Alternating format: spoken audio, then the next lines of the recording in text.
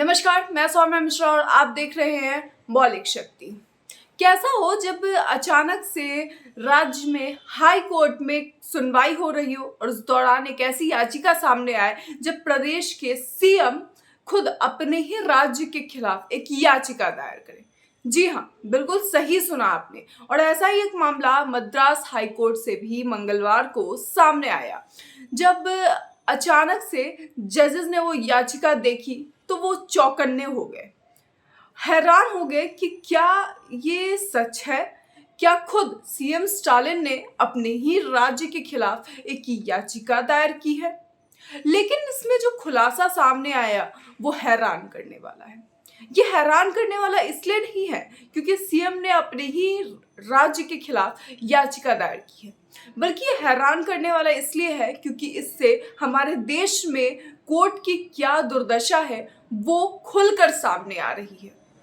ये पता चल रहा है कि आखिर राज्य में क्या चल रहा है, कोर्ट के अंदर क्या चल रहा है। और ना सिर्फ हाई कोर्ट बल्कि ये हर कोर्ट की स्थिति है, वो सुप्रीम कोर्ट हो, हाई कोर्ट हो या डिस्ट्रिक्ट कोर्ट हो। आखिर पूरा मामला क्या है और मैं ऐसा क्यों कह रही हूँ, इसके लिए सबसे पहले आप ये खबर देखिए जो आपकी स्क्रीन पर है।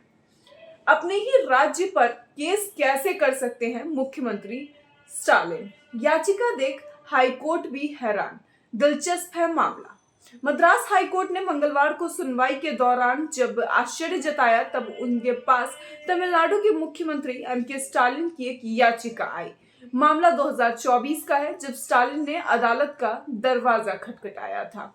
यानी 2014 का मामला आज 10 सालों बाद कोर्ट में हाजिर होता है, कोर्ट में इसकी सुनवाई होती है। इससे आप समझ गए होंगे कि आखिर क्या स्थिति चल रही है कोर्ट्स की, क्या हो रहा है कोर्ट में, किस तरह से कार्रवाई हो रही है और उस पर याचिका सुनी जा रही है। आगे खबर में देखिए क्या लिखा गया है। मद्रास हाईकोर्ट ने मंगलवार को सुनवाई के दौरान जब आश्चर्य जताया तब उनके पास तमिलनाडु के मुख्यमंत्री एम.के. स्टालिन की एक याचिका आई। हाईकोर्ट ने सवाल उठाया कि कोई मुख्यमंत्री अपने ही राज्य पर केस कैसे कर सकता है। यह पूरा मामला 2024 में स्टालिन द्वारा दायर की गई याचिका से जुड़ा है। यह तब की बात है जब जयललिता के पास प्रदेश की कमान थी और स्टालिन द्रविड़ मुनेत्र कड़गम पार्टी के कोषाध्यक्ष हुआ करते थे। मंगलवार को यह दिलचस्प सवाल तब उठा जब मुख्य न्यायाधीश एस.वी. गंगापुरवाला और न्यायमूर्ति भरत चक्रवर्ती ने की पीठ के सामने तमिलनाडु के वर्तमान मुख्यमंत्री एम.के. स्टालिन द्वारा 2024 में दायर की गई एक याचिका आई। यह तब की बात है जब वह द्रविड़ मुनेत्र कड़गम यानी डीएमके पार्टी के कोषाध्यक्ष थे। मगर यह याचिका क्यों दायर की गई थी उस वक्त, क्या कारण था कि उन्होंने याचिका दायर की थी और ऐसी कौन सी बात थी जब जयललिता के राज्य के दौरान उन्होंने इस याचिका को दायर किया था अपने ही राज्य के खिलाफ। देखिए कि आखिर पूरा मामला क्या था। पूरा मामला कुछ इस तरह है कि जून 2014 में चेन्नई के पोरूर के पास मोलीवक्कम में एक निर्माणाधीन 11 मंजिल इमारत के गिरने से संबंधित है। इस हादसे में 61 लोगों की मौत और 27 लोग घायल हो गए थे। तत्कालीन मुख्यमंत्री जयललिता ने इमारत गिरने की परिस्थितियों की जांच के लिए मद्रास उच्च न्यायालय के एक सेवानिवृत्त न्यायाधीश की अध्यक्षता में एक विशेष जांच दल यानी एसआईटी का गठन किया था। हालांकि स्टालिन ने एसआईटी द्वारा की गई जांच में विश्वास की कमी बताई थी और मामले को सीबीआई जांच से कराने के लिए अदालत का दरवाजा खटखटाया था। यह मामला आखिरी बार मार्च 2017 में अदालत में सूचीबद्ध किया गया था। उधर स्टालिन ने मई 2021 में तमिलनाडु के सीएम का पदभार संभाला और इधर उसके बाद उस याचिका की बात खत्म हो गई।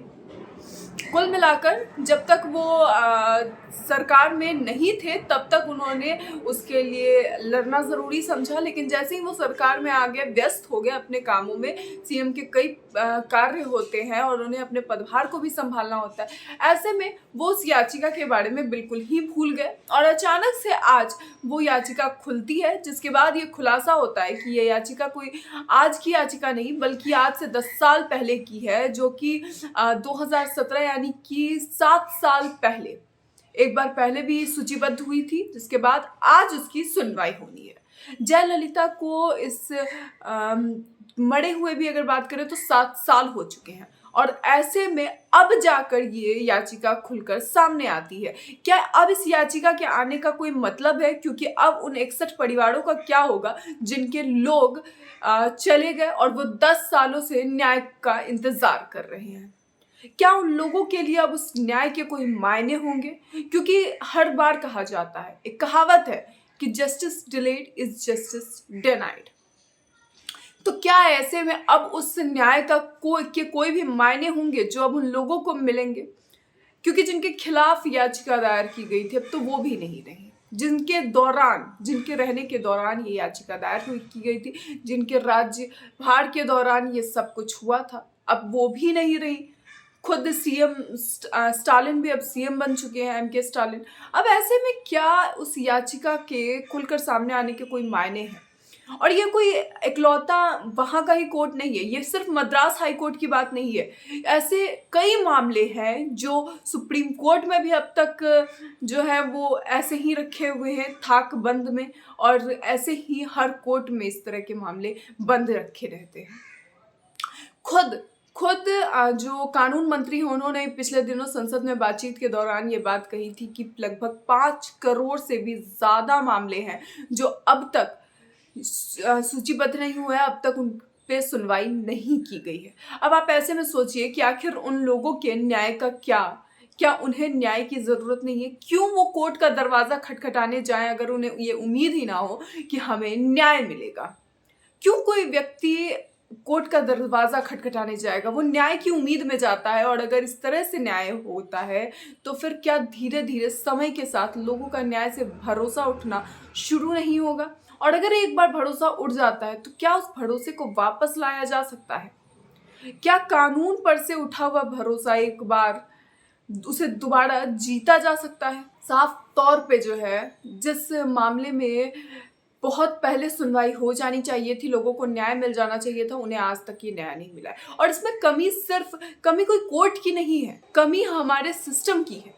कमी ये है कि आखिर क्यों अदालतों में इतने ज़्यादा मामले होते हैं, किसी भी अदालत को इतना प्रेशर क्यों दिया जाता है किसी भी कोर्ट में कि आपको इतने ज़्यादा मामले देने हैं? क्यों नहीं और भी कोर्ट बनवाए जाते हैं, और भी अदालतें खोली जाती हैं? क्यों नहीं इनकी संख्या में वृद्धि की जा रही है? क्योंकि जब एक जगह पे इतने मामले जाते हैं, हर रोज न जाने कितने मामले उसमें याचिकाएं दाखिल की जाती हैं, ऐसे में क्या सारे याचिकाओं पर सुनवाई कर पाना उनके कंट्रोल में है? क्या वो ये कर सकते हैं? ये संभव ही नहीं है। और ऐसे में ये ज़रूरी हो जाता है कि कोर्ट की जो संख्या है वो बढ़ाई जाए, जजों की संख्या बढ़ाई जाए, वकीलों की संख्या बढ़ाई जाए, ताकि जो याचिका है वो पन्ने दर पन्ने बैठते हुए किसी एक साइड कॉर्नर में ना पड़ जाए और हर व्यक्ति को उसका इंसाफ समय के अनुसार मिले। ये बहुत ज़रूरी है आज के समय में। आप कोई भी मामला उठाकर देख लीजिए, हमारे यहाँ सिर्फ तारीख पर तारीख देती जाती है। कोर्ट में उस फैसले की अगली सुनवाई आते आते जो इंसान होता है वो गुजर जाता है। ऐसे कई बार मामले सामने आते हैं जब या तो परिवार के लोग नहीं रहते, और अगर लोग रहते हैं तो कोर्ट की सुनवाई की तारीख नहीं आती। ऐसे में अब सवाल ये उठता है कि क्या इसी तरह से काम करने से देश की प्रगति हो सकेगी? क्या ऐसे में कानून पे लोगों का भरोसा टिक पाएगा? इसे लेकर आपकी क्या राय है? अपनी राय कमेंट बॉक्स में ज़रूर बताएं। ऐसी और खबरों के लिए देखते रहिए मौलिक शक्ति।